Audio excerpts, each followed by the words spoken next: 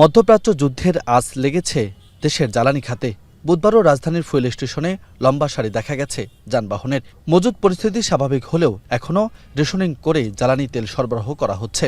তবে রাইড শেয়ারকারীদের কাছে বিক্রির সীমা ৫ লিটার করায় অনেকটাই স্বস্তি ফিরে এসেছে।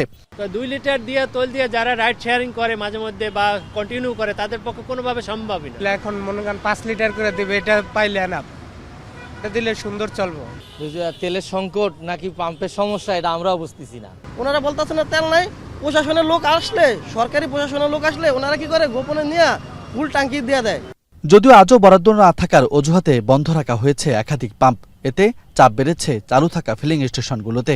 বেড়েছে ভোগান্তি, ঘন্টার পর ঘন্টা দাঁড়িয়েও মিলছে না তেল, এমন অভিযোগ অনেকের। অন্য পাম্পগুলো তেল দিচ্ছে না, এই কারণে তেলের চাপ বাড়ছে। অনেক পাম্পে তো তেল নাই, বলে ডিপো থেকে তেল আসে না, কিন্তু এখানে সবসময় পাইতেছি, এই জন্য এখানেই আসা। এভাবে দৈনিক যদি সকালে আমরা 5 লিটার নিতে পারি তাহলে আর কি হয়ে যাবে। যদিও এসব অভিযোগ অস্বীকার করছে ফিলিং স্টেশনে দায়িত্বরতরা। ডিপোতে তেল সংকট ও বরাদ্দ না থাকায় ফিলিং স্টেশন বন্ধের কারণ দাবি সংশ্লিষ্টদের। আমরা যত সময় ছিল তত সময় বেচছি, না থাকার কারণে আমরা এখন বন্ধ করে রাখছি। আবার ডিপোতে গেছে, ডিপো থেকে আসবে তেল, এরপরে আমরা তেলটা ছেড়ে এরপরে তেল বেচা শুরু করবো। আমাদের দরকার 18,000 লিটার, আমরা পাই 9,000 লিটার। এই 9,000 তেল আসতে আসতে 1-1.5 ঘন্টায় 3 ঘন্টায় তেল শেষ।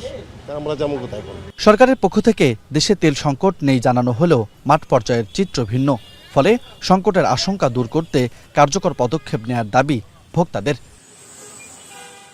রাজু আহমেদ, এখন, ঢাকা। 34, 35 সানবিট 1 চামচে 30+ বাসন পরিষ্কার।